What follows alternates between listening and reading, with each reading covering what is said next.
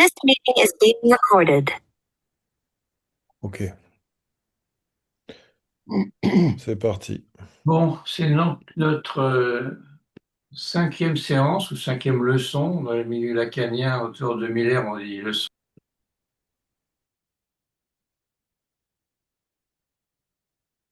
Ah, j'ai fait une mauvaise manip. Attendez une seconde, excusez-moi. J'ai coupé les micros de manière un peu désorganisée. Demandez, il faut que vous rallumiez votre son, monsieur Ah, Lucas. c'est fait. Voilà. Ok, je coupe le mien, pardon, excusez-moi. Voilà, donc on est dans notre cinquième séance de ce séminaire qui en comporte 8 sur l'amour,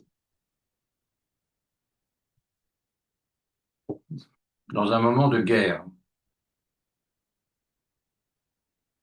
Alors reprenons et distinguons clairement, rigoureusement même. On a parlé de deux amours. Deux amours. Le premier est un amour improbable.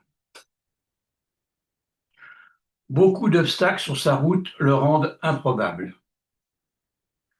parce que c'est un amour dans l'imaginaire, un amour de l'image, un amour de l'image de l'amour, un amour de l'image inconsciemment idéalisée de l'amour. Autrement dit, c'est un fantasme d'amour. C'est pour cela que c'est un amour toujours espéré, un amour qui passe son temps à vivre dans l'espoir, un amour qui s'aime en aimant l'amour. Le second est un amour impossible. C'est une torture dans le réel, mais qui revient toujours à sa même place d'impossible. C'est aussi un amour qui fait trou dans l'amour de l'image, dans l'amour imaginaire. Il n'arrête pas, constamment, de contribuer à le trouer, à l'emporte-pièce ou en le déchirant. On lui en veut pour cela. On lui en veut même beaucoup pour cela, car il désillusionne, déprime, et enfin désespère l'amoureux ou l'amoureuse de l'image de l'amour. Il arrive qu'on le lui fasse payer, en arrêtant son analyse, par exemple, ou en mettant de la distance avec son analyste, sous une forme ou sous une autre. C'est dans ce second amour, dit ici dans le réel, qu'analyste et analysant sont ensemble pris. Et là, l'analyste n'a aucun temps d'avance. Et ils sont à des places identiques. Bien que l'on puisse quand même dire que l'analyste, lui, se doit d'en avoir été averti par l'expérience de sa propre analyse. Si analyse il y a eu, bien sûr, et poussé jusqu'à son terme, ou plutôt sa fin, en fait son accomplissement. Parlons un petit peu du désir. Seulement voilà, le Janus bifrons qu'est l'amour en a justement un autre, un front sur lequel il opère autrement. C'est celui de l'objet et de son manque, c'est-à-dire celui du désir.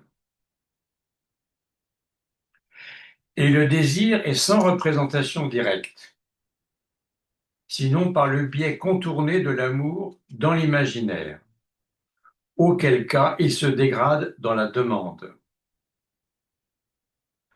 Le désir, c'est quelque chose qui pousse avec la pulsion.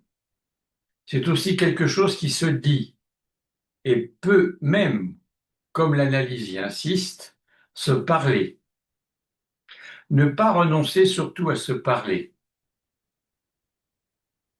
même si c'est de travers, d'une manière tordue la plupart du temps, par dénégation, ou sous la forme d'un trope du style Va, je ne te hais point, d'une Bérénice qui s'adresse à son Titus. Car la propension à l'injonction de l'autre, c'est toujours tais-toi sur ton désir, tu déranges, tu me déranges. Le désir qui se dit, ça crée toujours le malaise chez l'autre.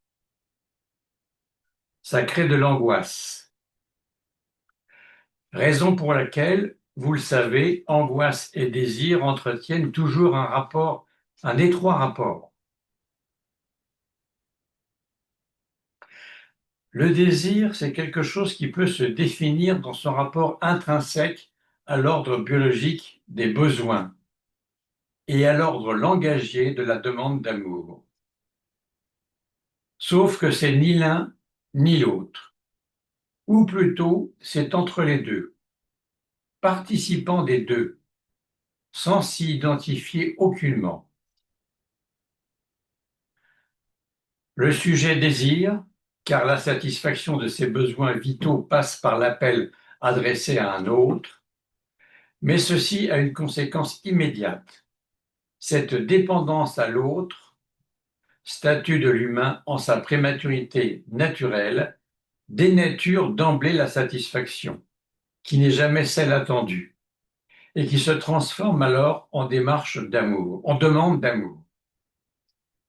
Donc, d'aliénation redoublée. J'ai faim, tu me donnes de la nourriture, mais tu ne me donnes pas l'amour dont j'ai faim.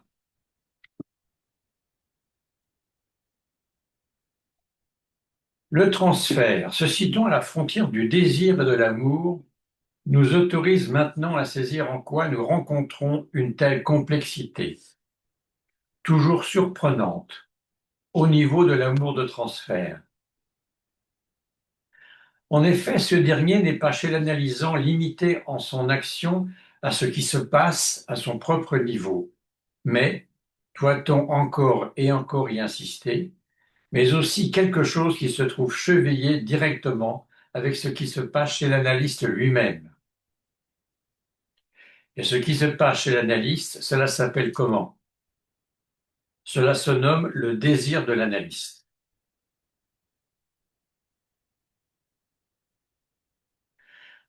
On se souviendra du séminaire de 1960-1961 intitulé Le transfert.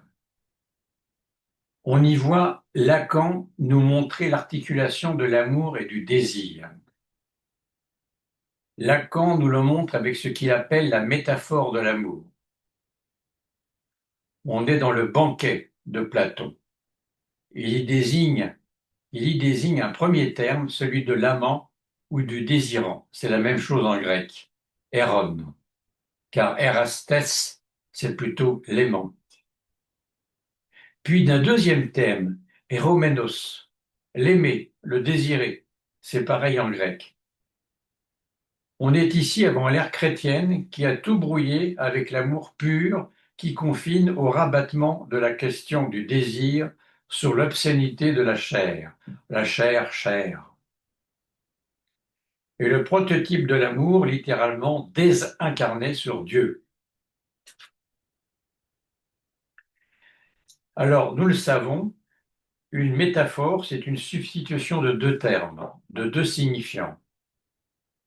Eh bien, ici, celui qui est ou se veut coûte que coûte en position d'aimer, désirer, substitue à cette position d'aimer, désirer, celle d'amant, désirant. C'est cela la métaphore de l'amour, un retournement. Et c'est à ce point précis que se produit la signification de l'amour. Qu'est-ce à dire? Je suis désirant, je veux croire que l'autre, désirant, est devenu me désirant, car dans les bûches de ce feu-là, qui s'enflamme par mon désir, je perçois une main qui se tend vers moi. C'est bien ce qui se produit dans une analyse. Car cet amour dans le réel dont je parle ici, cet amour impossible, qui enlace dans un ensemble invivable, quasi insupportable par moments analystes et analysants, est un amour qui réintègre en son sein le désir, qui s'y confond, qui ne fait qu'un, comme dans la Grèce ancienne, de l'époque où se déroule le banquet dialogue platonicien. Un amour qui lie pulsion et langage, un amour infernal, un désir-amour, comme a cru bon à un certain moment de le nommer Lacan, qui en fit même un verbe. Je te désirème, tu me désirèmes, etc. Désir-aimer. L'analyste aimé ou haï, cela ne change rien à l'affaire, vous le remarquerez, est virtuellement aimant. Il est votre amant, osons le terme. N'est-ce pas pour cela que Lacan parlait de l'analyse comme d'un concubinage? C'est assez parlant, non? À minima, l'on peut démontrer qu'il est aimant désirant, ne serait-ce qu'à vous écouter. Sinon, pourquoi ferait-il ce métier impossible? Ceci dit, on le sait d'expérience, la position du sujet désirant, c'est celle, fondamentalement, du manque. Alors, il faut miser sur l'amour de transfert, lui octroyer gentiment tout ce qu'il demande durant son temps d'éclosion, qui est pour chaque sujet différent, très différent subjectivement, de un jour à plusieurs mois, voire années.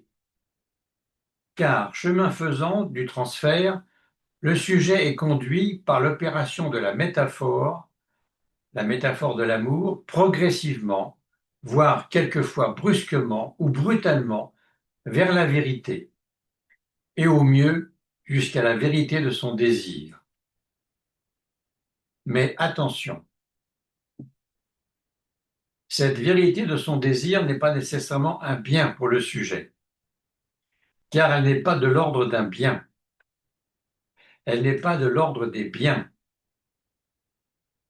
et elle ne veut même pas du tout son bien, cette vérité, au sens courant de l'expression commune.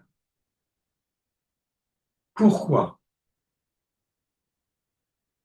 Tout simplement parce que, encore une fois, son désir, c'est précisément ce dont il manque.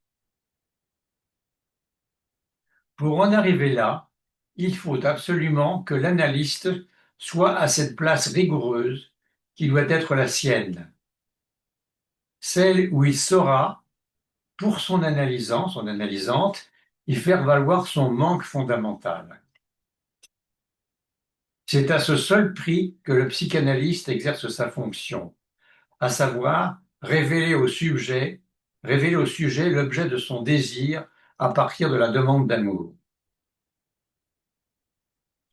Pour y parvenir, il faut que les deux protagonistes acceptent de se laisser prendre un temps, mais lequel? Celui d'une analyse, dans cet amour que j'ai désigné d'amour dans le réel, c'est-à-dire d'amour impossible, d'amour dans l'impossible, et qui revient toujours à la même place. Troisième dimension de l'amour de transfert, troisième rond de l'amour qui permet aux deux autres de se nouer avec lui en un nœud borroméen du transfert, le nœud du sujet du désir-amour. Là où l'État, comme la religion, cherche à nouer seulement deux dimensions de l'amour, l'imaginaire, l'amour courant, et la symbolique, l'engagement de la parole que l'on écrit sur le registre de l'Église ou de l'état civil. La psychanalyse est cette discipline qui propose au sujet de nouer les trois dimensions de l'amour, appelées en cette situation et dans ces circonstances amour de transfert. Car le transfert, comme nous venons de le voir, doit être abordé dans sa totalité, c'est-à-dire dans cette triplicité de nouage qui se décline dans ces trois dimensions imaginaires, symboliques et réelles. La dimension réelle du transfert, c'est alors celle qui ne méconnaît plus l'existence, la consistance et le trou que provoque l'amour dans le réel, cet amour infernal qui enlace les deux protagonistes dans la situation analytique. C'est un amour infernal, pour autant que c'est cette dimension de l'amour, généralement niée ou longtemps déniée par le sujet en analyse, qui est la seule à réintégrer la question sexuelle comme la question humaine, cruciale, fondamentale, centrale, et que Lacan a ramassée dans sa formule célèbre, restée jusqu'à aujourd'hui indépassable, et qui s'énonce ainsi: il n'y a pas de rapport sexuel. Il n'y a pas de rapport sexuel. C'est parce qu'il n'y a pas de rapport sexuel, sous-entendu inscriptible dans la structure du sujet humain, que le désir, c'est ce qui gît au cœur de l'amour dans le réel. De cet amour très particulier qui enlace un temps, analyste et analysant, et fait ainsi exister, c'est-à-dire qui fait se situer ailleurs que dans le rapport sexuel qui n'existe pas, la dimension réelle du transfert. Car notons-le, pour finir, c'est ce que Lacan a appelé la présence du psychanalyste, qui en est ici l'unique opérateur. Présence du désir de l'analyste, à sa place de sujet supposé savoir. Rappelons-nous cette phrase du séminaire, le transfert. C'est à la place où nous sommes supposés savoir que nous sommes appelés à être et à n'être rien de plus, rien d'autre que la présence réelle, et justement en tant qu'elle est inconsciente, nous dit Lacan. Cette dimension est à prendre en compte en fin d'analyse comme le paradigme, le modèle de tout amour à venir, après la fin de l'analyse. Si cette dimension restait ignorée ou déniée, le risque serait alors intense de ne connaître après la fin de l'analyse que les amours d'antan, les amours névrotiques de l'imaginaire infantile et qui n'ont fait que montrer leur échec comme leur douleur, déterminant le sujet à venir nous consulter. Ce que Lacan appelle de mots terribles, l'amour courant ou l'amour ordinaire, l'amour qui ressortit d'un imaginaire non troué, doit être traversé et dépassé. Sinon, il n'y aura ainsi et à nouveau, exclusivement, que désespérante répétition. Dans ce cas, me direz-vous, à quoi bon s'être tant et tant investi dans sa psychanalyse, si ce n'est que pour répéter son rêve d'un amour que l'on croit et que l'on veut toujours possible, mais qui ne peut que s'avérer impossible. En effet, vous avez raison, à quoi bon?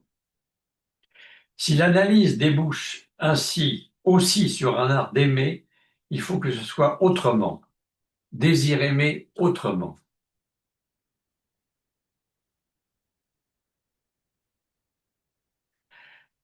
L'amour dans sa répétition incessante. De l'image, amour imaginaire. Du sujet, amour symbolique. Et de l'être, amour de son âme supposée, s'inscrit à répétition, ce qu'on appelle l'amour. Mais c'est à cause de l'âme et de ce sacré Aristote, car c'est bien l'âme qui appelle ardemment l'amour. Il s'ensuit une dispersion et une variété importante des amours, au pluriel. Souvenons-nous de ce que dit Lacan. Quand on aime, il ne s'agit pas de sexe. Qu'est-ce en somme à dire? Eh bien, il faut reconnaître que par essence, l'amour contient fondamentalement le projet de faire échec au sexe. L'amour semble dire non à la sexualité, au sexe, tel qu'il est déterminé par le sens sexuel inconscient du « il n'y a pas de rapport sexuel ». L'amour, c'est ce qui ne cesse de contester ce « il n'y a pas ». Mais malheureusement, diront certains, certaines, l'amour, à long terme et à l'épreuve du réel, l'amour échoue à soutenir sa contestation. Peut-être est-ce là secondaire, compte tenu du message d'espoir désespéré dont il est porteur. Car l'insu que c'est de l'une bévue, c'est l'amour, c'est le titre du séminaire de 77-78, l'insuccès de l'une bévue, c'est l'amour. En clair, et face à l'insuccès, tout simplement de l'inconscient, l'amour est fondé sur l'espoir d'une rencontre, et qui plus est d'une rencontre réussie, afin de pouvoir soutenir qu'il est possible, c'est-à-dire en fait nécessaire, de faire échec au désir inconscient dont la loi énonce que la rencontre ne puisse être autre chose que manquer. L'amour qui est pour autant lui-même répétition se veut néanmoins placé au-delà de la répétition afin de réaliser ce qui ne rate pas. Mais l'expérience analytique, de même que la littérature, dans sa plus pure tradition, nous montre que la réussite de l'amour, ce n'est pas nécessairement ce que le sujet désire, en plus. En fait, cette réussite est quelquefois bien plus éprouvante, voire insupportable, que ce que l'inconscient nous impose, à savoir un certain ratin. La notion d'être, c'est-à-dire en somme la notion d'âme, qu'on doit à Aristote. Le mot âme est l'un des plus anciens et des plus chargés de sens de notre tradition occidentale, philosophique, religieuse, littéraire, psychanalytique. 1. Origine et étymologie. Le mot vient du latin anima, lui-même issu d'une racine indo-européenne liée au souffle, à la respiration. Anémos en grec. L'âme est d'abord ce qui anime, ce qui fait vivre, un principe vital. 2. Dans la tradition religieuse chrétienne, l'amour est immortel, l'âme est immortelle, créée par Dieu, et elle survit à la mort du corps. Elle est souvent considérée comme le siège de la conscience morale, du péché et du salut. Dans la tradition juive et islamique, elle est également immortelle, dotée d'une essence spirituelle qui doit revenir à Dieu. On retrouve des conceptions proches, très proches dans d'autres traditions spirituelles comme le bouddhisme ou l'hindouisme, bien que sous des formes plus complexes, non dualistes ou réincarnationnistes. Troisièmement, en philosophie, Platon, l'âme est immortelle et préexiste au corps. Elle est tripartite, désir, courage, raison, et aspire à la vérité. Chez Aristote, elle a la forme du corps vivant, donc inséparable de lui. Il distingue, Aristote, âme végétative, sensitive et rationnelle. Chez Descartes, elle devient une substance pensante, la res cogitans, distincte du corps. Chez Nietzsche et Freud, ils démantèlent tous les deux l'idée d'un moi unifié. L'âme devient un champ de force, un théâtre de conflit. Enfin, en psychanalyse, Freud n'utilise pas le terme âme. Il lui préfère l'appareil psychique, structuré dans la deuxième topique en ça, moi et sur moi. Donc, dans la deuxième topique. L'âme comme unité est perdue, remplacée par un sujet divisé, traversé par le refoulé, le désir, le symptôme. Lacan lui dira, l'âme, c'est ce que le parallètre pense avoir quand il parle. Ou encore, dans une formule tranchante, il n'y a d'âme que comme effet de discours. L'âme alors ne serait ni un organe, ni une substance, mais un effet de langage.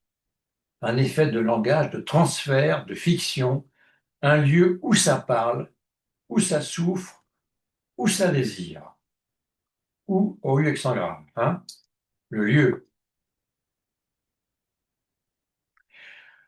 Tout au long du séminaire 20, intitulé Encore, de 72-73, Lacan est aux prises avec la notion d'être. L'être tel qu'Aristote nous l'a glissé sous les pieds depuis à peu près 25 siècles, dont plus de 2000 ans de développement du christianisme. Lacan, lui, ne verra dans la question de l'être que la cassure de l'expression l'être sexué. Il n'acceptera, on le sait, comme seul être que l'être parlant, le par-l'être, comme il dit. Enlevez le sexué de l'être sexué, vous obtenez l'être, dont personne ne sait clairement ce que c'est, au fond, mais dont tout le monde, à un moment ou à un autre, a rêvé. L'être, c'est un rêve d'être. Des êtres, alors, à partir de ce moment-là, ça pullule. Il y en a partout. En tout cas, cela devient bien ce que c'est un être. C'est hors sexe. Comme l'être premier parmi tous, le primum inter pares, l'être suprême. Dieu, quoi, pour l'appeler par son nom, imprononçable. C'est le type même de l'être asexué.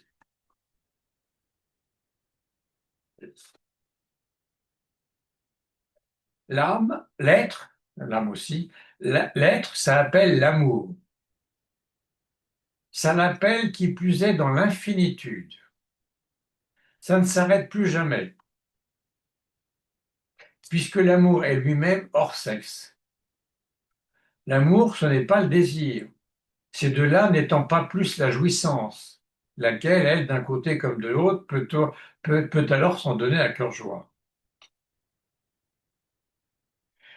L'amour s'en mêle. Mais voilà que l'amour s'en mêle, s'y mêle, s'en emmêle. Car l'amour, voyez-vous, de l'être aime l'âme. Drôle d'idée, hein, mais c'est comme ça. À quoi tout cela est dû? Ça va vous étonner. À la psychologie, c'est-à-dire ce à quoi elle se résume de s'y réduire, ce que l'on appelle les supposés psychologiques. La psychologie, c'est bien simple, c'est ce qui a pris ouvertement le relais d'Aristote et de l'aristotélisme, que le christianisme s'était fait un devoir intéressé, bien sûr, de maintenir au fil des siècles. Je vais vous citer Lacan.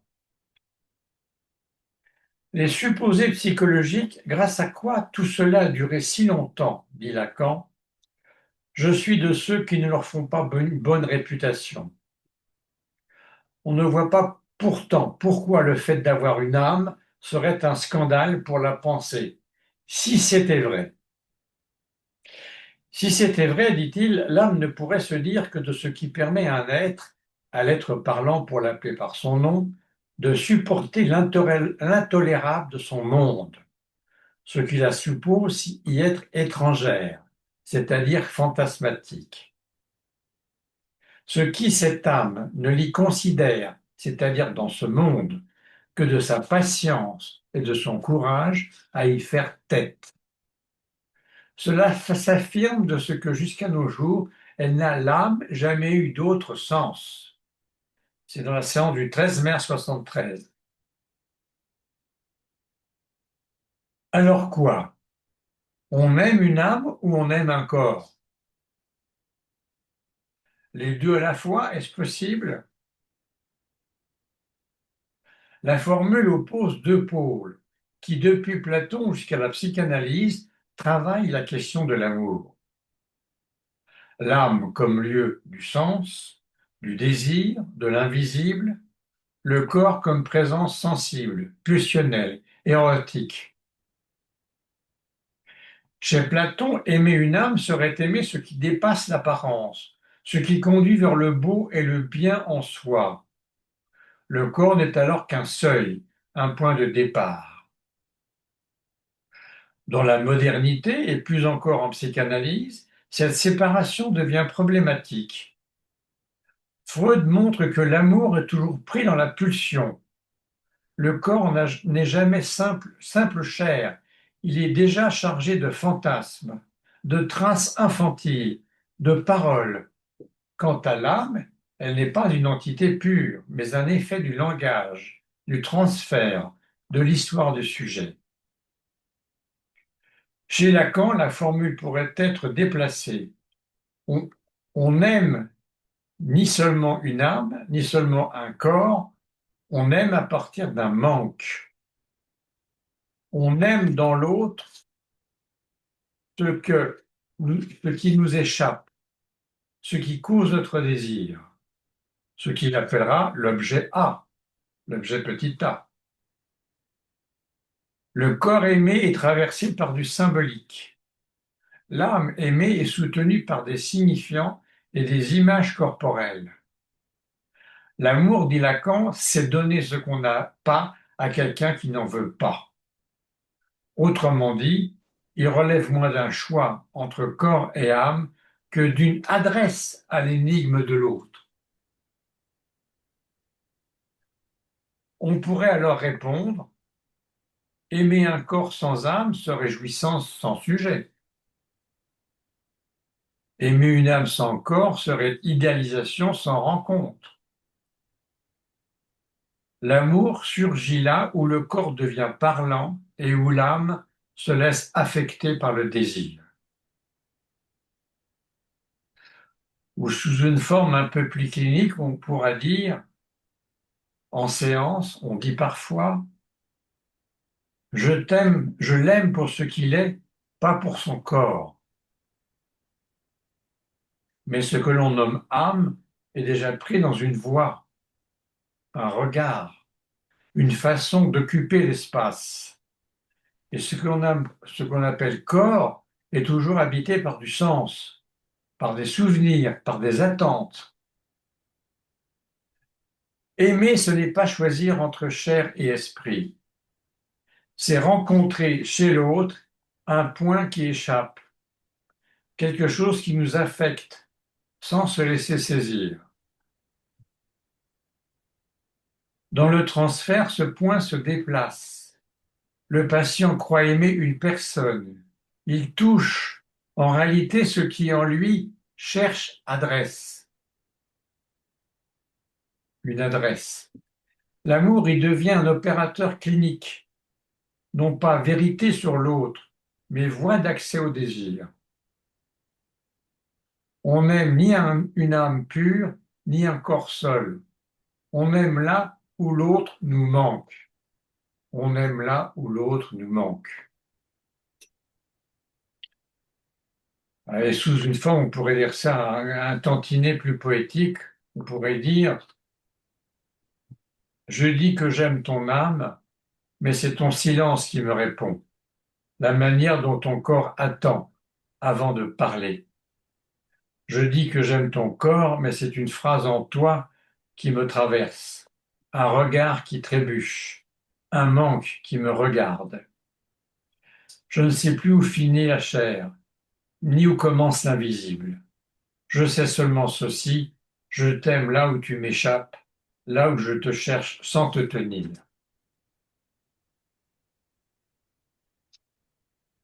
Vous vous souvenez de cette histoire de Werking et Gainsbourg? J'espère même que les plus jeunes l'ont connue ou l'ont entendue. Je t'aime, moi non plus.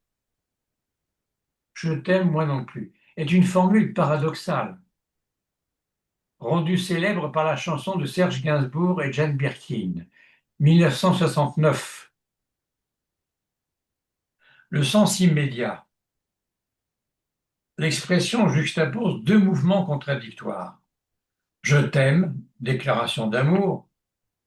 Moi non plus, refus, retrait, impossibilité de répondre sur le même plan. Elle évoque donc un amour impossible, asymétrique ou conflictuel, où le désir est là, mais ne peut se dire simplement. Lecture peut-être un peu plus profonde, presque lacanienne, on pourrait dire. On peut y entendre l'idée que l'amour est toujours en partie manqué, que le sujet aime à partir de son propre manque, et que la réponse de l'autre ne coïncide jamais tout à fait. Autrement dit, je t'aime, mais pas comme tu l'attends, pas là où tu me demandes. La formule condense ainsi la logique du désir, de la non-réciprocité structurale et de la tension entre demande et amour. Voici une lecture un peu plus psychanalytique et structurée de la formule je t'aime moi non plus, dans une orientation là quand même assez nettement lacanienne. Premièrement, le paradoxe comme, Mm. le paradoxe comme structure de l'amour. La phrase juxtapose deux énoncés incompatibles. Je t'aime, donc déclaration adressée à l'autre, moi non plus, réponse qui annule la symétrie attendue. Ce n'est pas seulement un jeu de mots, c'est la mise en scène de l'impossibilité structurelle de la réciprocité dans l'amour. Dans une logique imaginaire, on attend je t'aime moi aussi. Or surgit moi non plus. Ce non n'est pas simplement un refus, il marque que l'amour ne se répond jamais sur le même plan. Il y a un décalage entre ce qui est dit, ce qui est attendu et ce qui est désiré. 2. Amour, demande et désir. Chez Lacan, l'amour se situe à l'articulation de la demande et du désir. La demande vise l'autre et appelle une réponse. Le désir, lui, est soutenu par un manque qui ne peut être comblé. Dire je t'aime revient toujours, au moins en partie, à demander sois ce qui me manque. Mais l'autre ne peut occuper cette place sans reste. Le moi non plus vient alors signaler que l'autre ne peut ou ne veut se laisser réduire à ce point de complétude fantasmatique. Troisièmement, l'amour comme don de ce qu'on n'a pas. Lacan le formule assez souvent pour qu'on le connaisse, aimer, c'est donner ce qu'on n'a pas à quelqu'un qui n'en veut pas. Cette phrase éclaire directement le paradoxe. On donne ce qu'on n'a pas. Le sujet offre son manque à quelqu'un qui n'en veut pas. L'autre ne peut accueillir ce don tel quel. Je t'aime égale j'offre mon manque. Moi non plus égale je ne peux recevoir ce don-là. Le non n'est pas moral, il est structural. Quatrièmement, le malentendu constitutif. La psychanalyse insiste sur ce point central. Il n'y a pas de rapport sexuel, au sens d'une écriture symbolique qui ferait coïncider parfaitement deux sujets. L'amour tente de suturer ce défaut de rapport. Je t'aime, moi non plus, en condense la logique. Deux paroles se croisent sans s'ajuster. L'une s'adresse, l'autre glisse ailleurs. C'est une miniature du malentendu, fondamentale, qui habite toute relation amoureuse. 5. La jouissance et la limite. Dans la chanson, la phrase est prise dans un contexte érotique explicite. Or, pour Lacan, la jouissance est précisément ce qui excède le symbolisable. Le moi non plus peut alors se lire comme la limite rencontrée par la jouissance de l'autre, l'impossibilité de s'y loger entièrement. Ce n'est pas seulement je ne t'aime pas, mais je ne peux pas te rejoindre là où tu jouis. Je ne peux pas te rejoindre là où tu jouis. Sixièmement, la formule clinique. Dans la clinique, on retrouve cette structure lorsqu'un sujet s'adresse à un partenaire comme s'il détenait la clé de son être et que ce partenaire répond par retrait, ironie, silence ou déplacement. Ce n'est pas forcément une stratégie défensive, c'est souvent la manifestation du fait que la place aussi est intenable. Et une condensation finale maintenant, pour terminer. La formule fonctionne comme un aphorisme analytique. L'amour appelle une réciprocité imaginaire, le désir une dissymétrie réelle. Ou encore, le désir introduit une dissymétrie réelle. Je t'aime, je te fais responsable de mon manque. Moi non plus, je refuse cette place. Voilà.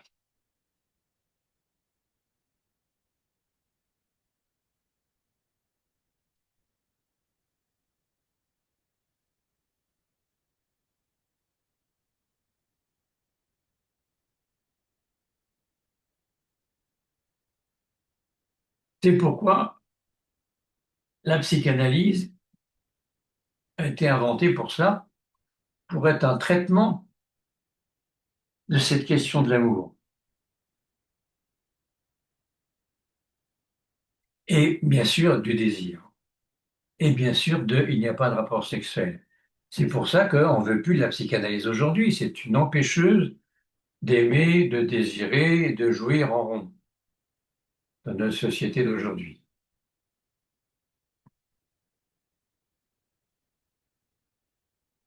Non seulement ça fout les certitudes en l'air, mais ça fout l'espoir en l'air.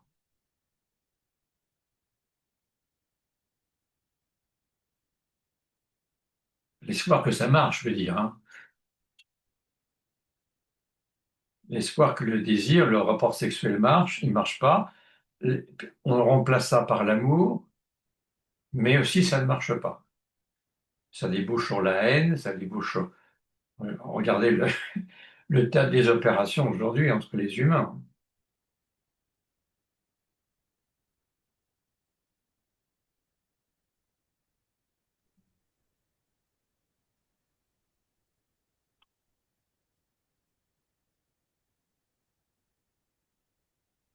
Ne désespérez pas, on a encore 3 séances. Ça se précisera. Ça m'a fait penser à la remarque d'un patient, qu'un patient m'a fait il y a pas longtemps, qui me parlait des sites de rencontres, qui se présentent comme quelque chose pour que ça marche. Et il m'a vraiment parlé du caractère désespérant des sites de rencontres.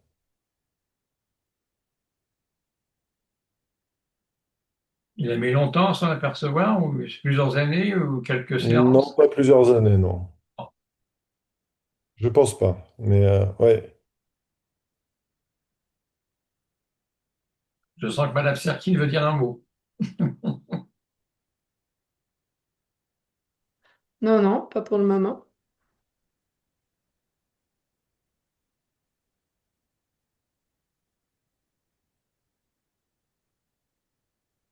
Madame Gallier, on ne vous entend pas, votre micro est coupé.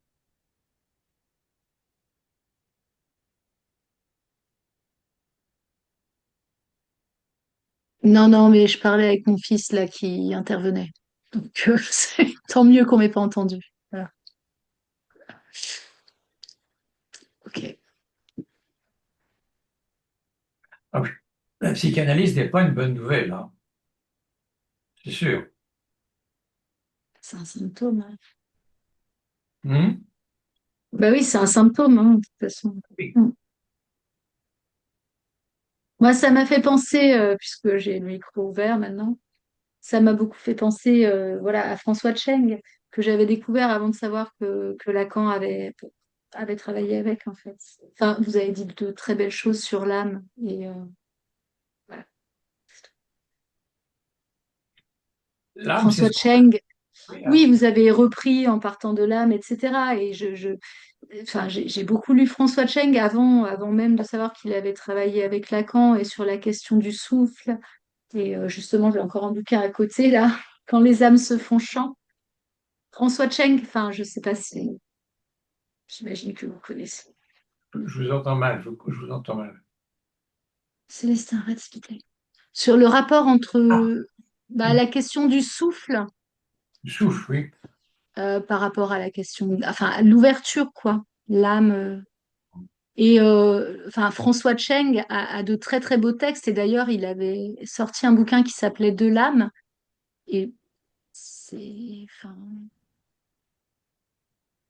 sur la question de l'être, quoi. Oui, Et cette espèce de, comment dire, de, de lien qu'il a pu aller chercher Lacan avec la pensée chinoise et avec le vide médian ou des choses comme ça. Enfin, on trouve dans la pensée chinoise. Et que François Cheng, qui est entre la France et la Chine, enfin, a écrit vraiment de très belles choses là-dessus. Ça m'a fait penser à votre, à ce que vous avez pu dire ce soir, en fait. Voilà. très En honoré. reprenant l'âme. Ouais. Voilà.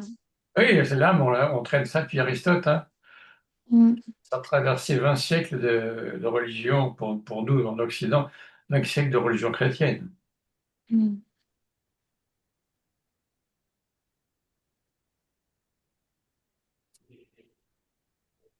Mais François Cheng en parlait comme de son maître, de Lacan dans Le vide médian, justement. Enfin, il lui rend hommage en début d'ouvrage. Oui. Je sais pas s'il y en a qui ont lu un peu François Cheng, j'imagine. Enfin, c'est beau, quoi. Il y en a qui sont spécialistes de François Cheng, prennent la parole. Une très belle écriture, en tous les cas. Mm.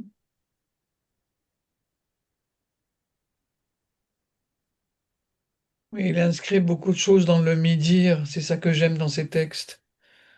Oui, Il y a une sorte d'effleurage comme ça, Mm. Entre. ça laisse de l'espace, ça laisse du temps,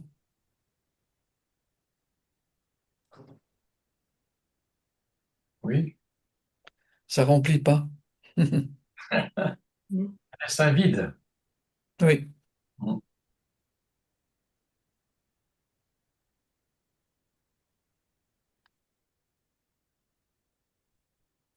Aujourd'hui, on est plutôt dans une tendance à tout remplir.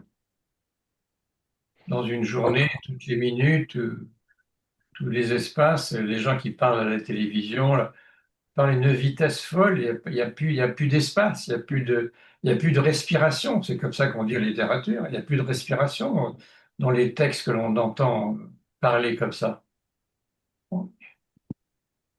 Alors qu'un texte, ça doit respirer.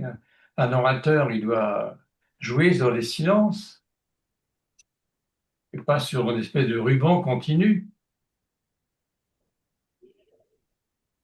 Est-ce qu'on redécouvrira un jour ça? Bah, en psychanalyse, oui. La psychanalyse, oui. Parce qu'on fait silence, parce qu'on fait des scansions, parce qu'on s'autorise là, ce qu'on ne s'autorise pas ailleurs, ce qu'on ne s'autorise plus ailleurs. On réintroduit le vide, oui. On réintroduit du creux, du vide, oui. Mais Du manque. ça me fait penser à la respiration, ouais, qui a besoin de vide et de... sur l'anima et la respiration, je me disais que aussi en arabe, le psychiatre, c'est Toubib Nesfani, c'est le médecin de la respiration.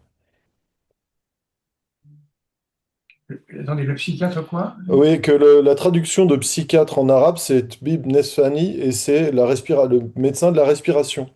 Oui, Donc oui. je me suis dit, tiens, vraiment dans différentes cultures, c'est toujours autour de Oui, la parce respiration. qu'on rencontre on retrouve la psyché, oui, grecque, oui. Mm. Le souffle, la vie, quoi. Mm. Mm.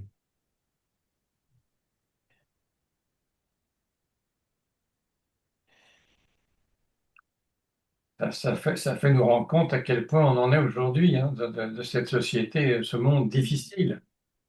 Face à cette question de la lettre, face à la question de l'âme, de l'amour, de cette articulation, des articulations du désir et de l'amour, on est tout du côté de la jouissance. Mm. La jouissance sans limite, la jouissance de la jouissance, au carré. D'ailleurs, on parle de l'amour cette année, mais je ne sais pas s'il en reste, hein. Si, il y a, enfin, c'est pas un excellent romancier. Ben, il ne faut pas que je dise ça parce que c'est un romancier quand même. Euh, Alexandre Jardin, il sort un livre en ce moment euh, sur l'amour. Voilà. Un roman sur l'amour. Il cherche une princesse chinoise de je ne sais plus quel siècle avant Jésus-Christ qui aurait inventé l'amour. Mais c'est le seul thème sur l'amour. Sinon, c'est plus un thème à la mode. Les gens, ils ont eu des amours. On est passé par le. Vous vous souvenez du polyamour il y a quelques mois? On n'entend même plus parler du polyamour chez les jeunes, par exemple. Polyamour, c'est trop fatigant sans doute. Alors c'est la jouissance. Voilà. Pas besoin d'en passer par l'amour, et bien sûr pas par le désir, mais la jouissance. La jouissance, c'est en circuit fermé, jusqu'à la jouissance masturbatoire des sites porno, bien sûr, et des sites de rencontres. C'est même plus la peine de se déplacer. Donc le circuit court. Et dans un circuit court, il ne peut plus y avoir de question d'amour, et même de désir, parce qu'il n'y a plus de manque. Le circuit court, il vise à la satisfaction constante, quoi. Ça jouit constamment, jusqu'à l'épuisement du corps. Oui, ça peut pas durer, ça. Comment? Ça peut pas durer. Ça, C'est ça, je me dis aussi, comme vous, ça ne peut pas durer, mais on ne sait pas jusqu'à quand, quoi. À votre avis, ça va s'effondrer? ça ne peut que s'effondrer. Cette quête de jouissance immédiate, sans limite, c'est pas vivable. Bon, on vient de dire dans cette séance, je crois que c'est Philippe Moni, vient de signifier que quelqu'un était parti dans des sites de rencontres ou les deux. Euh, bon, ben, les sites de rencontres, c'est pourquoi faire, c'est pas forcément l'amour, hein. Et les personnes, en ont eu marre au bout de quelques temps. Donc voici une personne au moins qui dit qu'elle en a marre, quoi, elle s'en va. Mais c'est pas massif pour l'instant. Non, et puis il y en a tellement qu'ils peuvent en avoir marre d'un et aller sur un autre, et avec effectivement cette impression qu'il n'y a pas d'autre possibilité aujourd'hui que ce système-là pour justement faire des rencontres et trouver l'amour, parce qu'il y en a qui y croient encore. La réponse du capitalisme mercantile, c'est de produire toujours un nouvel objet pour pas qu'on se lasse de l'ancien. Bien sûr. Toujours à toute vitesse, dans un circuit toujours de plus en plus rapide. Voici un nouvel objet, voici un nouveau téléphone portable, voici un nouveau, voilà. Mhm. Mais est-ce qu'à un moment, ça va pas s'effondrer? Ça va s'effondrer, mais ce que je crois, c'est que quand on arrive à, voilà quoi, hein, au bout d'un système, finalement, le tout finit par se refaire dans le réel. C'est ce qui est en train de se produire en réalité. Enfin, il se refait dans les corps, il se refait avec la guerre. Enfin, Mhm. ça se rentre dedans, quoi. Et ça finit par refaire un trou réel, quoi. Enfin, il y a de la casse, quoi. Avec la guerre, on sait quoi faire du corps de l'autre, on le tue. Mm. Mm. Et ça passionne toutes les télévisions. Tout le monde entier est là. J'ai vu sur LCI un journaliste que tout le monde doit connaître qui s'appelle Darius Rochebain. Et quand il y a des images, il dit regardez, regardez, il dit regardez aux spectateurs. Regardez quoi? Mais c'est épouvantable. Regardez, c'est un spectacle. Mm. Regardez les images. Il dit ça, il n'entend pas ce qu'il dit, il dit regardez, regardez. Regardez, on vient d'arriver de nouvelles images. Des images de destruction. Et alors, quoi? C'est étonnant. C'est étonnant. Le seul spectacle, c'est la destruction.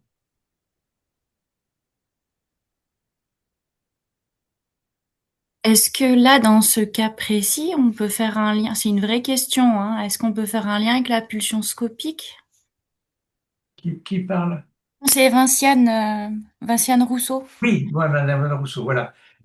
Est-ce Ben, que le oui, cas de Regardez, justement, qui a lieu en ce moment, est-ce qu'on peut pas faire un lien avec la pulsion scopique? quel lien? Ça fait jouer les spectateurs, hein. Oui, c'est ça. Puis le fait que ce soit aussi rapide, parce que moi, je me suis fait la réflexion pas plus tard que tout à l'heure. J'étais devant une émission et j'ai fait la réflexion à mon mari qu'en fait, on n'a pas le temps de digérer une information. Il y a beaucoup de sujets qui ont rien à voir les uns avec les autres.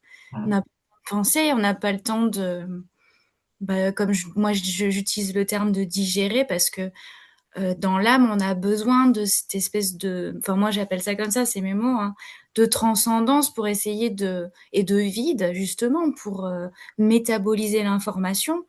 Et on est aujourd'hui dans un débit d'information où il y a plus de, enfin cette temporalité, elle est plus là, elle existe, enfin c'est pas qu'elle existe plus, mais enfin du moins elle est pas propre à notre, enfin où la pensée peut pas aller aussi vite en fait, c'est pas possible. Enfin après c'est ce que je ressens moi, hein.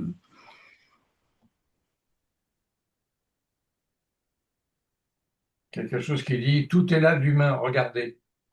Mm. Ça me fait penser à un psychiatre avec qui j'avais travaillé en pédopsychiatrie, qui était assez lacanien, qui est parti à la retraite, je pense, et qui disait, j'en ai marre de bosser avec des pattes de grenouille. Alors moi, j'avais pas la référence à J'en ai l'époque. marre de. De travailler avec des pattes de grenouille, où ça ne passait plus par, enfin voilà, on était sur une action-réaction. Apparemment, enfin, je crois que les grenouilles, si on leur coupe la tête, enfin, ça continue un certain temps à réagir. Je sais pas. Bref, Oui, hein, un certain c'est un temps, peu ça. Hmm. comme le canard. Donc, voilà, c'est une réaction immédiate, surtout Oui, oui, réflexe, oui. plus le temps de l'élaboration. Tout à l'heure, je n'ai pas pu parler parce que mon micro était fermé. Et là, j'ai trouvé un endroit où j'ai ouvert le micro à propos de Lacan et de François Cheng, Oui, où Lacan lui a dit, d'après ce que je sais de vous, vous avez connu, à cause de votre exil, plusieurs ruptures dans votre vie, rupture avec votre passé, rupture avec votre culture.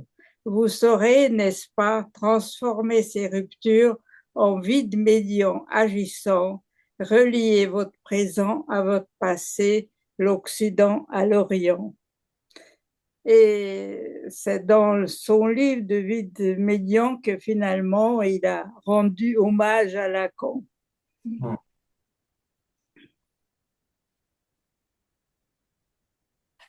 oui, super. Oui, c'est très, très joli cette phrase, ça m'a touchée parce que, disons que je m'y suis mise à cette place.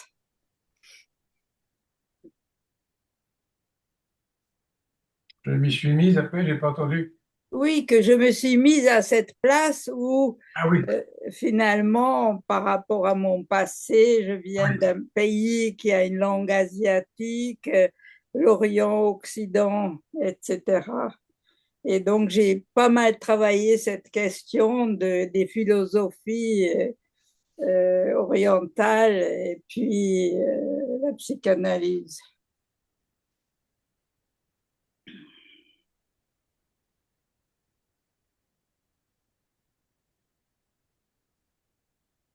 Quand on vient d'un autre pays, ça peut être un avantage si on sait l'utiliser, si on sait le Oui, oui, manier. Oui.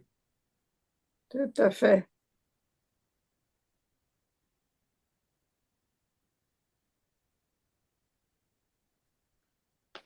En même temps, oui, il avait rechangé de nom. Enfin, il s'était fait appeler François, je crois, en lien avec François d'Assise, Saint François d'Assise. François Cheng, je ne sais pas quel est son nom d'origine, je ne me rappelle plus. C'est Cheng. Mais son prénom, pardon. Il Ah, avait repris par oui, rapport à Saint François ah, d'Assise. Il était d'accord. allé d'abord à Assise. Ouais.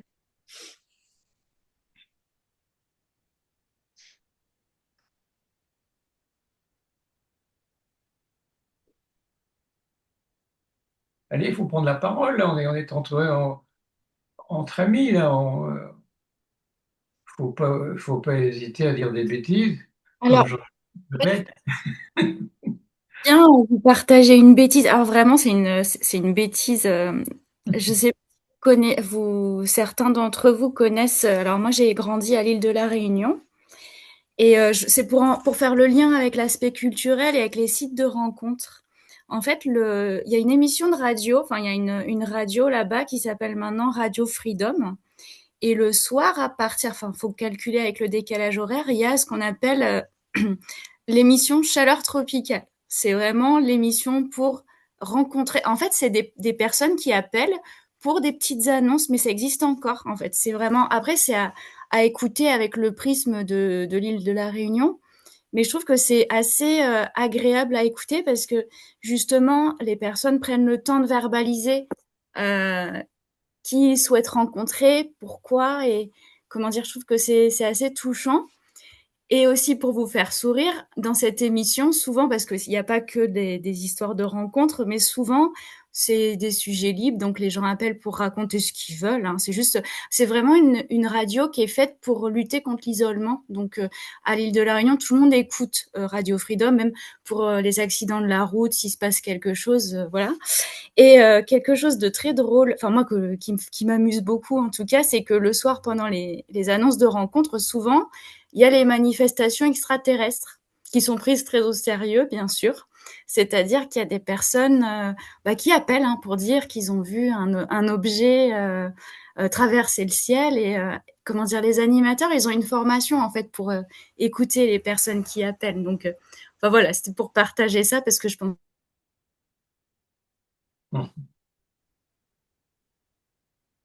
C'est Vous avez, une image ou c'est vraiment, c'est audio ou c'est visio aussi? les extraterrestres ont fait une interférence là. C'est On vous a perdu là. comment? C'est à la radio, on vous a perdu 2 secondes, c'est que à la radio, il n'y a pas d'image. Non, non, Non, la radio, c'est une radio que vous pouvez écouter via une application. Ça s'appelle Radio Freedom. Et le soir, c'est à partir de 21 h heure Réunion, en fait. Donc là, en ce moment, il y a 3 heures de plus par rapport à l'heure de la métropole. Mais vraiment, c'est super intéressant, même quelle que soit l'heure de la journée, d'écouter les différents appels. C'est une radio libre, en fait, où les personnes appellent. Et je trouve que enfin, moi, souvent, j'écoute parce que c'est des perceptions du monde qui viennent d'autres personnes, en fait. Hmm. Bon, Et après, c'est il ne présente pas de petits hommes verts qui viennent. Non. Alors souvent, la phrase que l'animateur dit le plus, c'est «Mais quel dommage!» parce que souvent les petits hommes verts arrivent et ils repartent tout de suite. Donc Ah, les d'accord. animateurs, ils disent «Mais Allez, quel dommage!» coquin. Allez, coquin, oui. Ils ont peur. Ne te laisse pas photographier. Voilà, voilà, non, c'était pour vous partager ça. Voilà.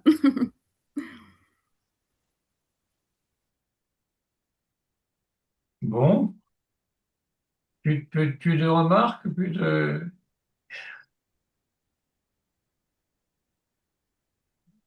Continue encore 3 séances à tisser ces 3 choses. Hein, oui, du désir, de l'amour, la jouissance, quoi. Hein, le malheur des hommes, des humains.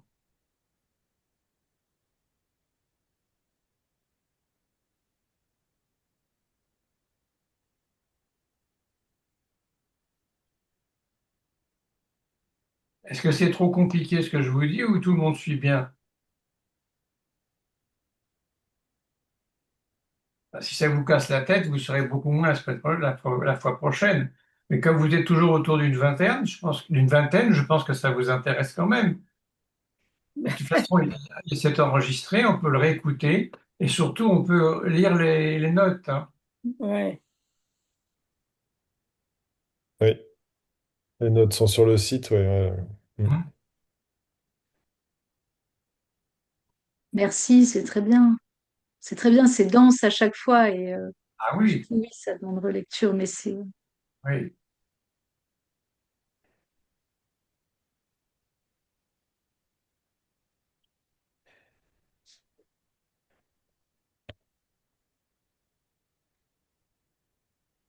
Il suffit de dire vous pouvez parler pour que on se taise. Hein. C'est toujours pareil.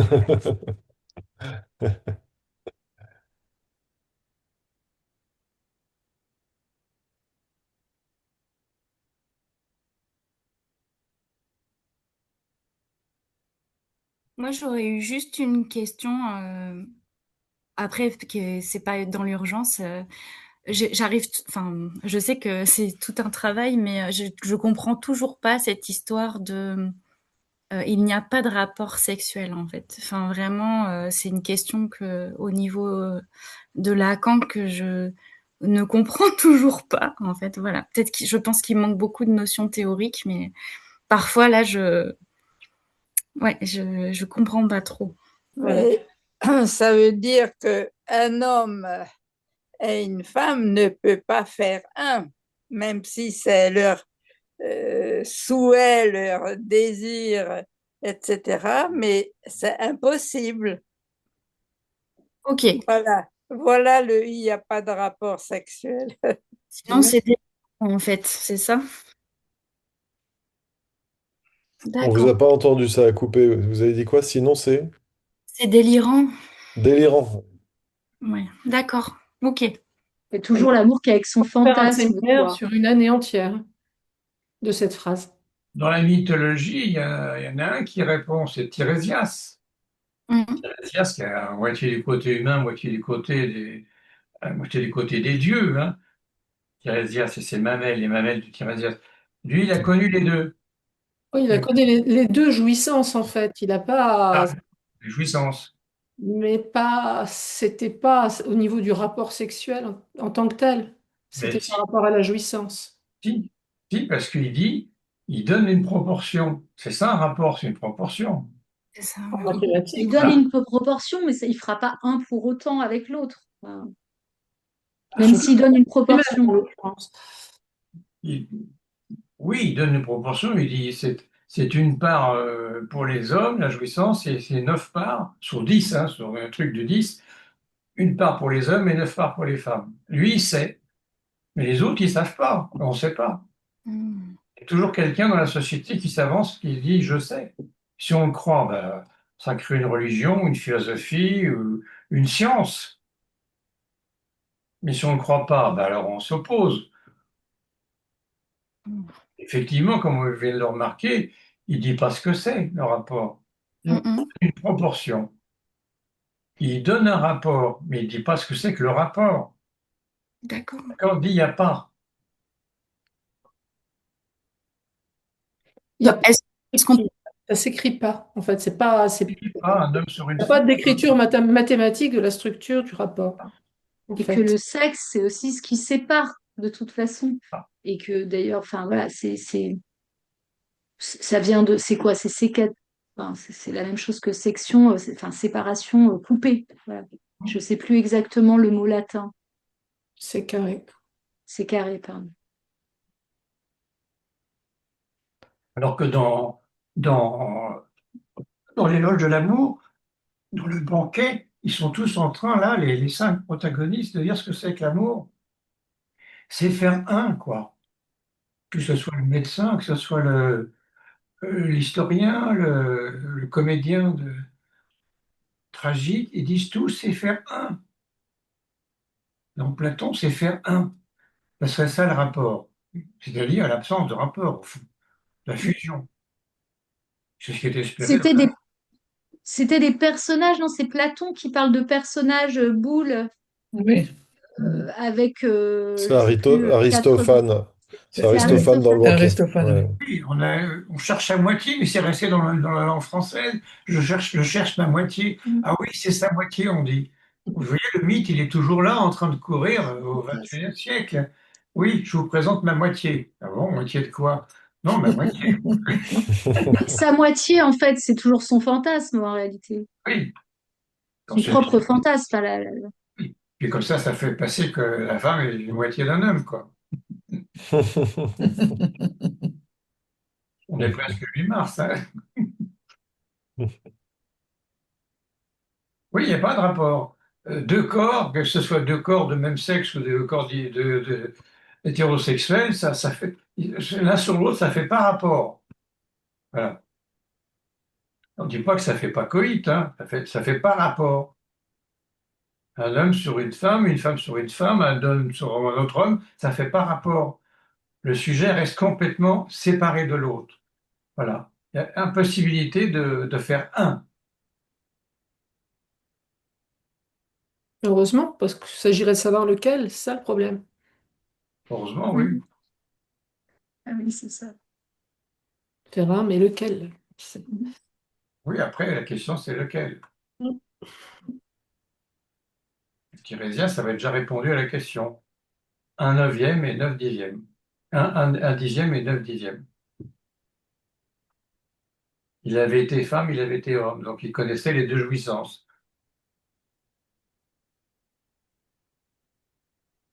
Mais ça, c'est la mythologie, hein. Ce qui prouve que la question ne date pas d'hier. Voilà. Et ça se retrouve dans les machins pornographiques aujourd'hui. C'est toujours la même question.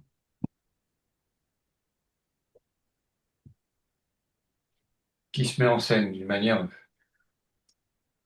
Et dans les sites de rencontres pour apparier au mieux de manière à viser du un, Oui, avec des tas si j'ai bien compris ce qu'on m'a expliqué, de questions pour faire matcher.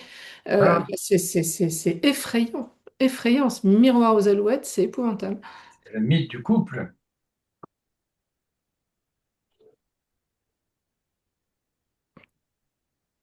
Ça joue sur la détresse, sur la solitude, sur la peur de l'autre.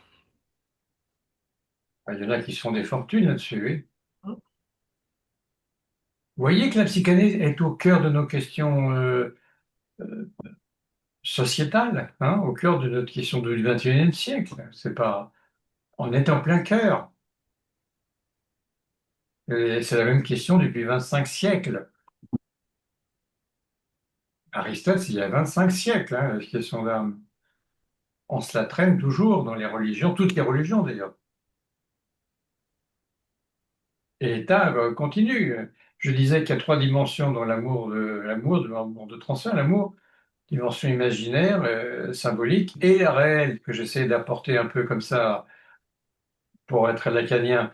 Eh bien, la religion, elle noue bien les deux, imaginaire et symbolique. La religion, le mariage catholique, protestant, juif, ça lie deux êtres pour en faire un. Et l'État a repris ça. L'État civil, c'est ça. Vous vous mariez, vous jurez fidélité, vous signez là avec les témoins qui témoignent que vous avez bien compris que vous ne faites plus qu'un, un couple. Oui. C'est le même fantasme, hein. L'État reprend l'État laïque, l'État républicain reprend le même fantasme que les religions. Il prend la suite. Peut-être parce qu'on ne sait pas comment vivre autrement, hein, qu'il faut quand même que ça tienne comme ça. Enfin, jusqu'à présent, parce que c'est en train de se déliter partout, hein. Mm. Je comprends pas d'ailleurs les jeunes. J'entendais il y a un an ou deux, ils s'autorisaient au polyamour, ils ont fait une espèce de philosophie. C'était la grande liberté. Et puis ils se sont fatigués. Ça va être fatigant le polyamour. Ça va être fatigant, ça va être compliqué aussi. On ne sait plus où donner de la tête, si je puis dire. Et ça, on n'entend plus ça. Moi, j'entends plus ça en tous les cas. J'entends plus le polyamour. Il n'y a plus de fervents adeptes du polyamour. Je parle des trentenaires. Et bon, il n'y a plus de polyamour. Par contre, on ne veut pas s'engager, oui. On ne veut pas s'engager dans la notion de couple, la notion de mariage. On ne veut pas s'engager.